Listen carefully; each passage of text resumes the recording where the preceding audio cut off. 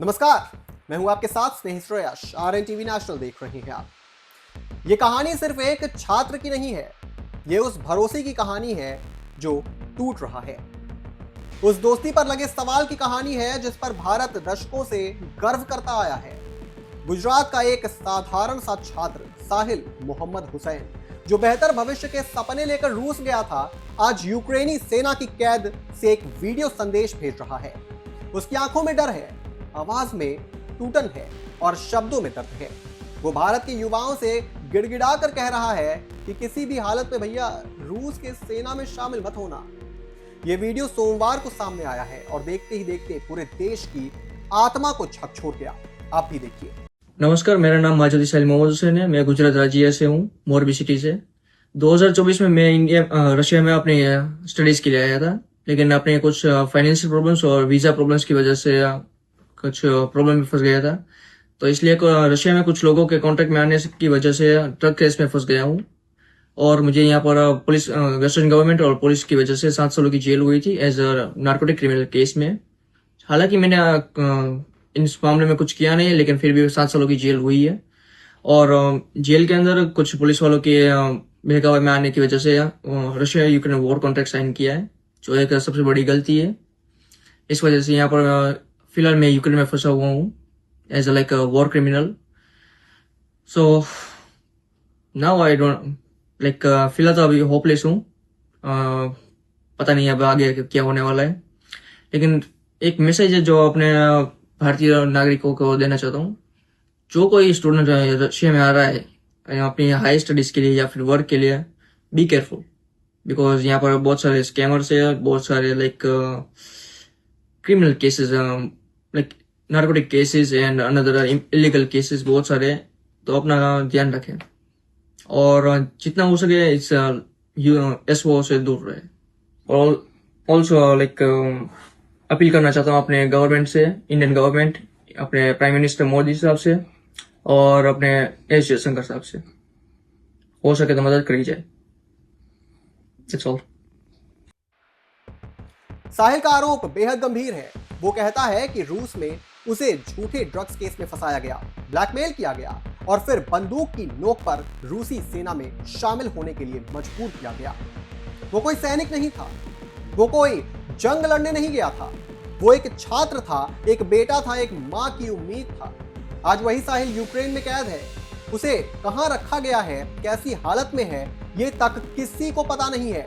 यूक्रेनी सुरक्षा बलों ने उसका वीडियो गुजरात में उसकी मां को भेजा है और कहा कि वो रूसी सेना में फंसाए जा रहे भारतीयों को लेकर देश में जागरूकता फैलाए। सोचिए, एक मां पर क्या गुजर रही होगी जिसे अपने बेटे की आवाज तो सुनाई दे रही है, लेकिन वो उसे छू नहीं सकती, बचा नहीं सकती। उसने देशवासियों के लिए एक मैसेज भी दिया है, जरा पहले वो भी सुनिए। साहिल की मां ने हार नहीं मानी। उसने बेटे की सुरक्षित वापसी के लिए दिल्ली की एक अदालत का दरवाजा खटखटाया है। अगली सुनवाई फरवरी में होनी है, लेकिन सवाल यह है कि क्या अदालत की तारीखों उस मां की बेचैनी को कम कर पाएंगी? क्या कानून की प्रक्रिया उस डर को मिटा पाएगी जो हर रात उसे सोने नहीं देता? साहिल की कहानी कोई अकेली कहानी नहीं है। विदेश मंत्रालय के मुताबिक कम से कम 44 भारतीय रूसी सेना में फंसे हुए हैं। ये सभी किसी न किसी सपने के साथ रूस गए थे, नौकरी, पढ़ाई, बेहतर जिंदगी, लेकिन वहां उनके सपने खुद के मैदान में झोंक दिए गए। रूस और भारत की दोस्ती कोई नई नहीं है, दशकों पुराना रिश्ता है।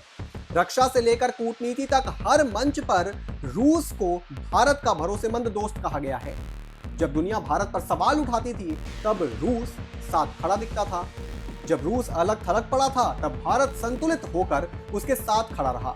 यही वजह है कि जब 4 और 5 दिसंबर 2025 को रूस के राष्ट्रपति व्लादिमीर पुतिन भारत के दौरे पर आए तो प्रधानमंत्री नरेंद्र मोदी ने खुलकर उनके सामने ये मुद्दा उठाया था।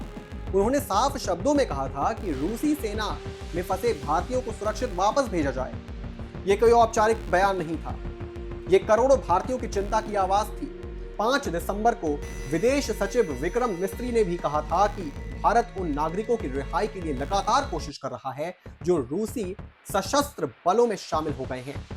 उन्होंने रूस में मौजूद भारतीयों से अपील की कि वो ऐसे किसी भी ऑफर से दूर रहें और भारतीय दूतावास से संपर्क करें। लेकिन सवाल ये है कि जब कोई छात्र या मजदूर एक विदेशी जमीन पर झूठे केस में फंसा दिया जाता है तो उसके पास ना भाषा की समझ होती है, ना ताकत, ना विकल्प, तो वो करे क्या?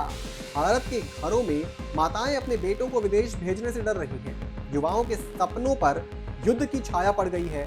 साहिल का वीडियो सिर्फ एक चेतावनी नहीं, ये एक चीख है उस सिस्टम के खिलाफ, उस युद्ध के खिलाफ और उस दोस्ती पर लगे दाग के खिलाफ। भारत सरकार कूटनीतिक स्तर पर कोशिश तो कर रही है, लेकिन उम्मीद और जमीन पर फंसे लोगों के लिए हर पल भारी है।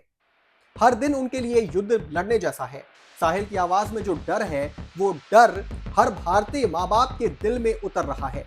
सवाल सिर्फ इतना है, क्या भारत का दोस्त कहलाने वाला देश इस दर्द को समझेगा? क्या वो अपने फैसलों पर इंसानियत को तरजीह देगा? क्या फिर भारत के युवा जिंदगी और मौत के बीच इसी तरह लड़ते रहेंगे? ये सिर्फ एक खबर नहीं है, ये भारत की आत्मा से जुड़ा सवाल है।